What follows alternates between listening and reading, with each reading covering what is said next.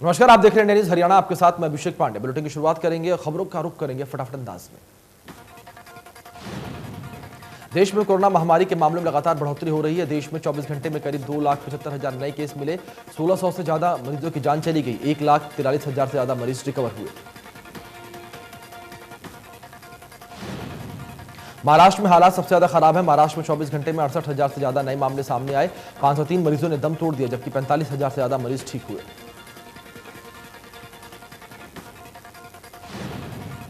दिल्ली में कोरोना ने अब तक के सारे रिकॉर्ड तोड़ दिए हैं। दिल्ली में बीते 24 घंटे में कोरोना के रिकॉर्ड 25,462 नए केस सामने आए। इसके अलावा 161 लोगों की मौत हो गई।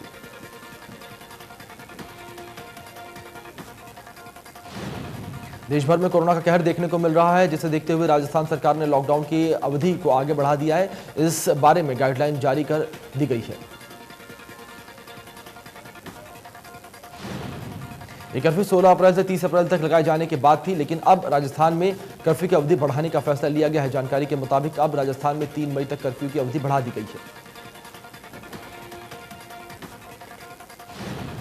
3 मई तक सुबह 5 बजे तक जन अनुशासन पखवाड़ा ने रूप में मनाने के लिए साथ साथ नई गाइडलाइन की भी जारी कर दी गई है। पखवाड़े के दौरान सभी कार्यस्थल, बाजार और प्रतिष्ठान बंद रहेंगे।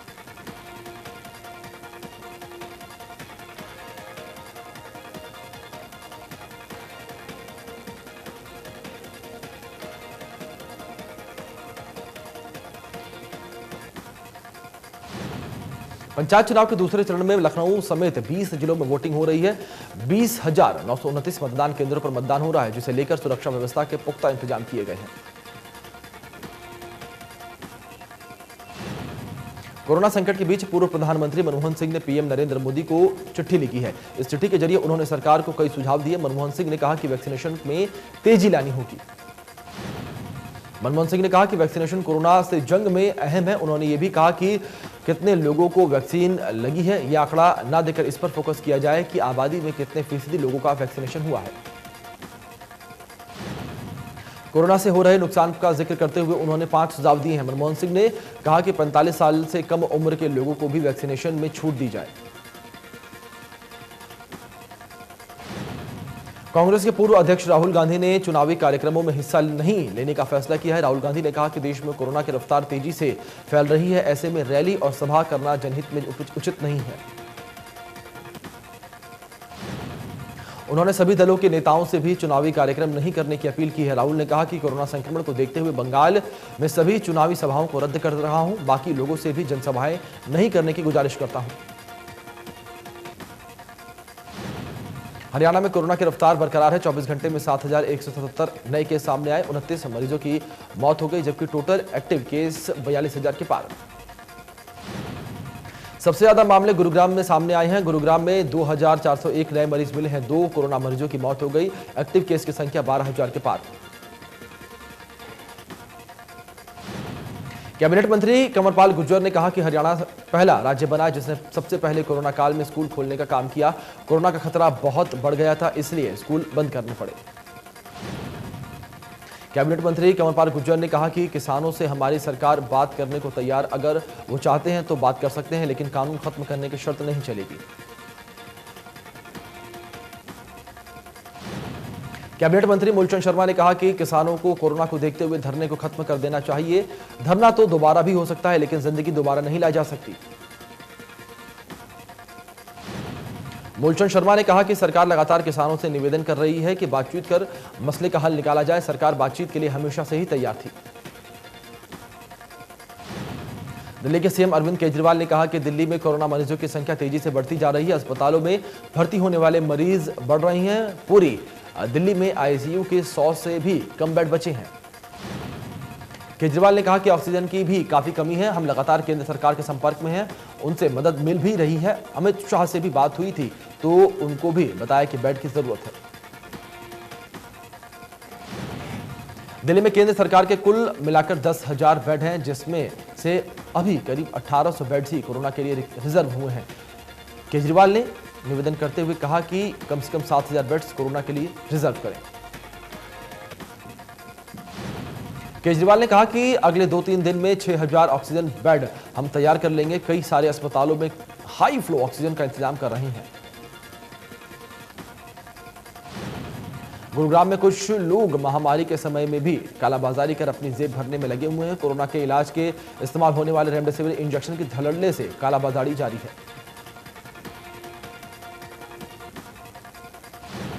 गुरुग्राम के ड्रग विभाग ने इंजेक्शन की कालाबाजारी करने वाले गिरोह का पर्दाफाश कर 3 आरोपियों को रंगे हाथों पकड़ा। पूछताछ में खुलासा हुआ कि आरोपी इंजेक्शन दिल्ली से किसी सरकारी हॉस्पिटल से ला रहे थे और ज्यादा रेट पर बेच रहे थे।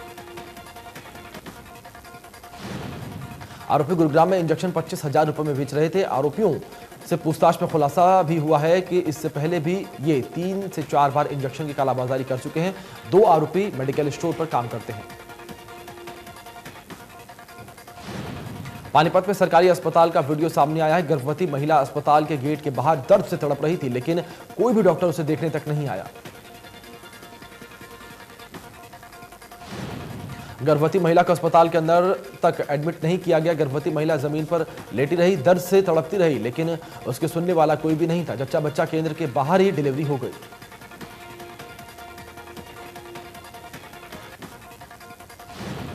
भवानीखेड़ा के वाटर ट्रीटमेंट प्लांट में 3 युवकों ने मिलकर अपने ही दोस्त को मौत के घाट उतार दिया। आरोपियों ने पहले रॉड से युवक के सिर पर चोट मारी और फिर टैंक में फेंककर फरार हो गए। पुलिस ने मौके पर पहुंचकर शव को कब्जे में लिया और जांच पड़ताल शुरू कर दी है। जांच अधिकारियों ने बताया कि उनके पास से ट्रीटमेंट प्लांट के चौकीदार का फोन आया था। ट्रीटमेंट प्लांट में काम करने वाले 4 युवक झगड़ा कर रहे हैं। गेहूं खरीद को लेकर कुछ जगह खरीद में कालाबाजारी का खेल चल रहा है। गेहूं के इस कालाबाजारी के खेल में किसानों को काफी नुकसान उठाना पड़ रहा है। पिछले 1 सप्ताह से उत्तर प्रदेश का गेहूं कोसली मंडी में पहुंच चुका है। एक समाजसेवी की सूचना पर आज खाद्य आपूर्ति विभाग द्वारा 6 से 7 ट्रक गेहूं से भरे पकड़े गए हैं, जिनकी विभाग जांच कर रहा है। समाजसेवी की माने तो गेहूं की कालाबाजारी का खेल पिछले कई दिनों से चल रहा है। फरीदाबाद के गांव मच्छरगर के लोग नालियों में हो रहे हैं जलभराव की समस्या से जूझ रहे हैं। गांव मच्छरगर नगर निगम में शामिल किया जा चुका है, लेकिन ग्रामीणों की परेशानी कम होने के बजाय बढ़ रही है। समस्याओं के समाधान के लिए ना तो नगर निगम कुछ कर पा रहा है और ना ही पंचायत विभाग। प्रशासन की अनदेखी के चलते गांव की नालियां जाम होने के कारण मोहना मार्ग पर जलभराव है। ग्रामीणों का आरोप है कि जब पंचायत के अधीन गांव था तो तालाब में ओवरफ्लो होने वाले पानी को मोटर लगाकर निकलवा दिया जाता था, लेकिन अब गांव नगर निगम में आने के बाद निगम के अधिकारी कोई सुध नहीं ले रहे हैं। झज्जर के एक गांव में बीती देर शाम एक व्यक्ति की चाकुओं से गोदकर हत्या कर दी गई। मृतक की पहचान 31 वर्षीय धर्मेंद्र पुत्र ईश्वर निवासी रूडियावास के रूप में हुई है। मृतक ईश्वर अपने घर जा रहा था। उसी दौरान गांव में बीच रास्ते में उसका विवाद हो गया। आरोप है कि इस विवाद के चलते एक पक्ष ने उसको चाकुओं से ताबड़तोड़ वार किया। झज्जर के गांव खेड़ी जट में एक प्रवासी मजदूर की ट्रैक्टर से नीचे गिरने से मौत हो गई। मृतक की रामपुर बिहार का रहने वाला है। पुलिस के अनुसार मृतक गूगल झज्जर क्षेत्र में तूड़ी भराई का काम करता था। इसी मेहनत मजदूरी के चलते वहां गांव खेड़ी जट्टर में ट्रैक्टर पर सवार होकर तूड़ी भरने के लिए गया था। दिल्ली एनसीआर में बढ़ते कोरोना ग्राफ को देखते हुए दिल्ली सरकार ने वीकेंड कर्फ्यू लगा दिया है, जिसका असर फरीदाबाद में भी देखने को मिल रहा है। फरीदाबाद से दिल्ली जाने वाले लोगों को बदरपुर बॉर्डर पर रोका गया। दिल्ली पुलिस के जवान भी की माने तो वाहन चालकों पर जरूरी सेवा से संबंधित पास, हवाई अड्डे के टिकट, रेलवे स्टेशन की टिकट और परीक्षाओं से संबंधित प्रवेश पत्र के अलावा इमरजेंसी वाले लोगों को पूरी तरह से जांचने के बाद दिल्ली जाने दिया जा रहा था। पूर्व मंत्री अशोक अरोड़ा ने कहा कि देश भर में कोरोना तेजी से फैल रहा है। इसके लिए वरिष्ठ नेता राहुल गांधी ने तमाम अपनी रैलियां रद्द कर दी हैं। देश के प्रधानमंत्री को भी देश के बारे में सोचकर अपनी रैलियां रद्द करनी चाहिए। कोरोना वायरस को देखते हुए कई जगह बेड की कमी पड़ गई है और ये वायरस दोबारा से इतनी तेजी से फैल रहा है। इसलिए देश के प्रधानमंत्री को देश के मुखिया होते हुए उसे तुरंत अपनी तमाम रैलियां रद्द करनी चाहिए। चरखी दादरी में लगातार कोरोना के मामले बढ़ते जा रहे हैं। जिला प्रशासन सख्त हुआ और मास्क न पहनने वालों के विरोध का एक बड़ा अभियान चलाया, जिसके लिए कई विभागों की टीम बनाई गई है। टीम शहर में मास्क पहनने वालों के चालान काटेगी। दादरी जिला एक्टिव केसों के मामले में चौथे नंबर पर है और येलो जोन में इसी को लेकर प्रशासन की ओर से चालान काटे जा रहे हैं। सोनाकोट में कोरोना का कहर, कोरोना से बार एसोसिएशन के पूर्व बार सचिव की मौत हो गई है। 2 दिन से पूर्व सचिव बीमार थे। कुछ दिन पहले कोर्ट में रीडर के लिए कोरोना की मौत हुई थी। नाइट कर्फ्यू को लागू करवाने के लिए सोनीपत पुलिस ने फ्लैग मार्च निकाला। बिना मास्क के घूम रहे लोगों के चालान काटे गए और नाइट कर्फ्यू का उल्लंघन करने वालों को चेतावनी दी गई। डीएसपी ने जनता से अपील की है कि नाइट कर्फ्यू के दौरान लोग बेवजह घरों से बाहर न निकले, नहीं तो पुलिस को उनके खिलाफ डिजास्टर मैनेजमेंट एक्ट के तहत कार्रवाई करनी पड़ेगी। भिवानी के विधायक घनश्याम सर्राफा ने नंदीशाला का दौरा किया। इस दौरान उन्होंने नंदीशाला को 300 क्विंटल सूखा चारा दिया ताकि पशुओं के लिए पर्याप्त चारा उपलब्ध रहे। विधायक घनश्याम सर्राफा ने किसानों से अपील करते हुए कहा कि फसल कटाई का मौसम है, वो कटाई से इकट्ठे हुए अनाज का कुछ हिस्सा अपने नजदीकी नंदीशाला में दे ताकि बेजुबान जानवरों को परेशानी न हो।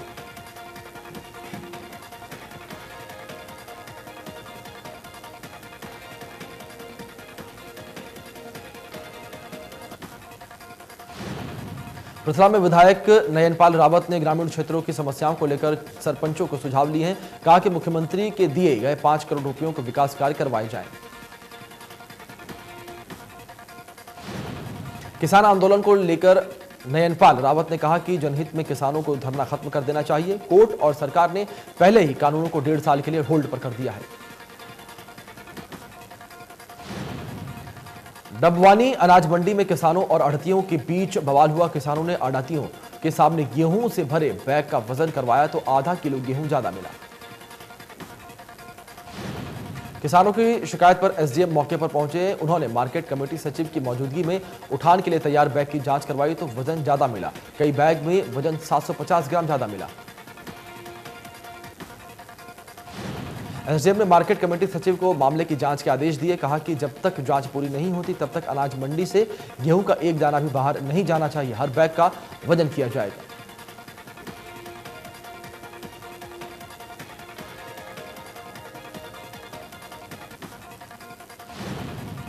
सिरसा में कोरोना के चलते लॉकडाउन में परिवार के सामने आर्थिक समस्या पैदा हुई है तो गांव मोहम्मदपुरिया में 3 महिलाओं ने स्वयं सहायता समूह बनाकर खुद का रोजगार शुरू कर दिया।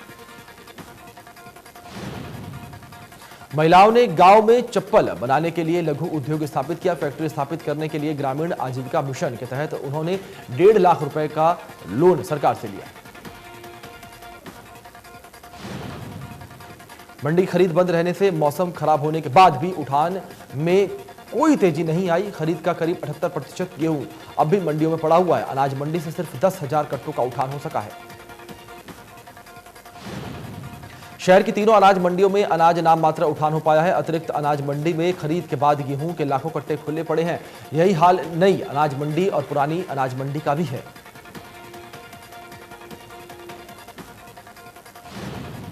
पूर्व CM Bhupendra Singh Hooda corona positive हो गए हैं। भूपेंद्र सिंह की पत्नी आशा हुड्डा की रिपोर्ट भी कोरोना पॉजिटिव आई। भिवानी में पुलिस ने बिना मास्क के गाड़ी चलाने वाले लोगों के चालान काटे के लिए विशेष अभियान चलाया। इस दौरान ट्रैफिक पुलिस ने लोगों को मास्क लगाने के लिए जागरूक भी किया।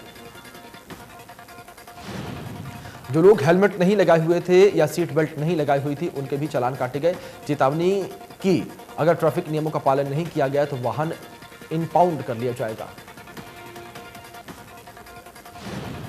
पलवल कोविड-19 के बढ़ते संक्रमण के चलते व्यापार मंडल और नगर परिषद द्वारा शहर को सैनिटाइज किया गया। इसी के साथ फैसला लिया गया कि हर रविवार को बाजार की सभी दुकानें बंद रखी जाएंगी और साफ सफाई के साथ साथ पूरे शहर को सैनिटाइज किया जाएगा। मार्केट आने वाले ग्राहकों से अपील की जा रही है कि परिवार का मुख्य सदस्य ही मार्केट के अंदर आए, कोविड-19 के नियमों का पूर्ण रूप से पालन करें। यदि कोई ग्राहक मास्क लगाकर नहीं आता है तो पहले उससे मास्क उपलब्ध कराएं और फिर सामान दें। स्वास्थ्य विभाग ने आदेशों का पालन करें जिससे कोरोना के बढ़ते संक्रमण को रोका जा सके। कृषि कानूनों को रद्द कराए जाने को लेकर बॉर्डर पर धरना प्रदर्शन कर रहे किसानों ने एक बार फिर से शासन को प्रशासन के खिलाफ हुंकार भरी है कि एमपी पर टोल को फ्री कराने की जिद पर अड़े हैं। करनाल के आरके पुरम गली नंबर 5 में एक व्यक्ति का शव मिलने से सनसनी फैल गई है। शव कई दिन पुराना है। व्यक्ति आईटीआई कॉलेज में सीनियर पद पर रिटायर्ड है और अकेले घर में रहते थे। पुलिस और एफएसएल टीम ने मौके पर पहुंचकर मामले की जांच शुरू कर दी है। बैग की कमी होने के चलते 2 दिन के लिए किसानों की फसल की खरीद बंद हुई है। इस दौरान पहले से ली गई किसानों की फसल को पैक किया जाएगा और फिर नए बैग आने के बाद किसानों की फसल को खरीदा जाएगा। मार्केट कमेटी के सेक्रेटरी का कहना है कि बैग का इंतजाम फूड एंड सप्लाई विभाग की तरफ से किया जा रहा है और उनकी लापरवाही के चलते ही भरतपुर मात्रा में बैग नहीं पहुंच पाए हैं। फरीदाबाद में कोरोना के मरीज की मौत होने के बाद निजी अस्पताल के मरीज के परिजनों ने जमकर तोड़फोड़ की सीसीटीवी में कैद हुई तोड़फोड़ की तस्वीरें। मृतक के परिजनों ने अस्पताल की एक नर्स के साथ भी मारपीट की, जिसके चलते उसे काफी गंभीर चोटें आई हैं और उसे इलाज के लिए भर्ती किया गया है। गुरुग्राम सहित पूरे राज्य में कोरोना संक्रमण के बढ़ते मामलों के बीच मजदूरों का पलायन शुरू हो गया है। गुरुग्राम की बड़ी तादाद में मजदूर अपने घरों की ओर लौटने के लिए बस अड्डों पर जमा हो गए। गुरुग्राम के डीएम ने कहा है कि फिलहाल ऐसी स्थिति नहीं है कि शहर में लॉकडाउन लगाया जाएगा। कोरोना को नियंत्रित करने के लिए पहले ही राज्य में 9 बजे से सुबह 5 बजे तक नाइट कर्फ्यू लगाया जा चुका है। गुरनाम सिंह चंडूरी ने कहा है कि जिन राज्यों में चुनाव है वहां कोरोना कोई मायने नहीं रखता। असल में कोरोना नाम की कोई बीमारी है ही नहीं। कोरोना से लोगों को डरा रही है, सरकार देश को बेच रही है। मुख्यमंत्री द्वारा दिए गए बयान किसानों को हटाना सरकार की कमजोरी नहीं सहनशीलता है, पर चंडूरी ने कहा कि यदि सरकार की यह सहनशीलता है तो किसानों पर रोहतक, सिरसा और पीपली में लाठियां क्यों चलाई गई। गोहाना नागरिक हॉस्पिटल के लिए जा रहे कोरोना सैंपल की जांच भी बढ़ाई जा रही है और गोहाना के नागरिक हॉस्पिटल में रैपिड टेस्ट के साथ साथ आरटीपीसीआर टेस्ट सैंपलिंग शुरू है। पिछले 3 दिनों में गोहाना में कोरोना संक्रमण के 170 पॉजिटिव मामले सामने आने से स्वास्थ्य विभाग में चिंता बढ़ गई है। कोविड-19 का टेस्ट के बाद गंभीर मरीजों को गोहाना से खानपुर मेडिकल कॉलेज रेफर किया जा रहा है। सरकार ने गेहूं खरीद का एक आंकड़ा जारी किया है। हरियाणा में 1 अप्रैल से 396 मंडी के खरीद केंद्रों पर अब तक 50.71 टन गेहूं की खरीद हो चुकी है। अब तक 44.96 लाख टन गेहूं की खरीद सरकारी एजेंसियों द्वारा न्यूनतम समर्थन मूल्य पर की जा चुकी है। इसके अलावा मंडियों में खरीदे गए गेहूं का उठान सुनिश्चित करने के लिए भी निर्देश जारी किए गए हैं। अब तक 1,62,918 किसानों के 5,236 जे फार्म बनाए जा चुके हैं, जिसमें से 17 अप्रैल 2021 तक 12,000 करोड़ से ज्यादा का भुगतान सीधे किसानों के खातों में किया गया है।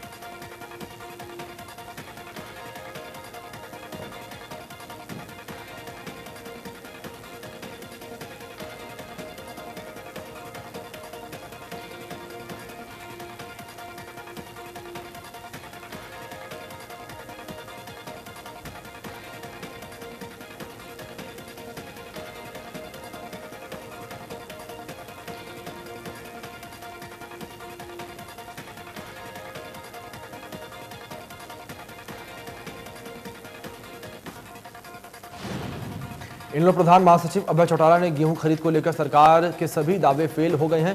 किसानों की गेहूं का तोल निर्धारित से ज्यादा किया जा रहा है। गेहूं की सुचारू खरीद नहीं हो रही है।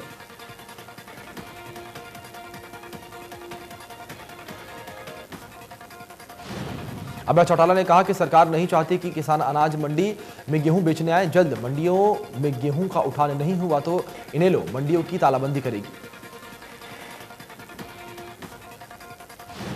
अभय ने कहा कि सीएम मनोहर लाल किसानों से अपील करने के बजाय पीएम नरेंद्र मोदी से अपील करें। सरकार ने किसानों के आंदोलन को खत्म करने की कोशिश की तो सरकार को भुगतान भारी पड़ेगा। डिप्टी सीएम दुष्यंत चौटाला पर अभय चौटाला ने कहा कि पीएम नरेंद्र मोदी को खत लिखने के बजाय हरियाणा सरकार से इस्तीफे दें दुष्यंत चौटाला। अभय चौटाला ने कहा कि दिग्विजय चौटाला को एलानाबाद सीट से उपचुनाव लड़ने की चुनौती दी। अगर दिग्विजय चौटाला देवीलाल की नीतियों पर चल रही हैं तो एलानाबाद सीट से चुनाव लड़कर देखें। दिल्ली हिंसा के मुख्य आरोपी दीप सिद्धू को दिल्ली की कोर्ट ने जमानत मिल गई है। पिछली बार सुनवाई में दीप सिद्धू के वकील ने कोर्ट के सामने सिद्धू का पक्ष रखते हुए कहा था कि उनके मुवक्किल के खिलाफ कोई सबूत नहीं है। वकील ने कहा कि किसान परेड के लिए किसान नेताओं द्वारा आह्वान किया गया था। दीप सिद्धू तो किसान यूनियन का सदस्य भी नहीं है। तो सरकारी वकील ने कहा कि दीप सिद्धू के लाल किला पहुंचने के बाद ही पुलिस पर हमला हुआ। सरकारी वकील ने दलील दी कि आरोपी और उसके साथियों का इरादा भारत को बदनाम करना था, उनका एजेंडा ही केवल लाल किला जाना था।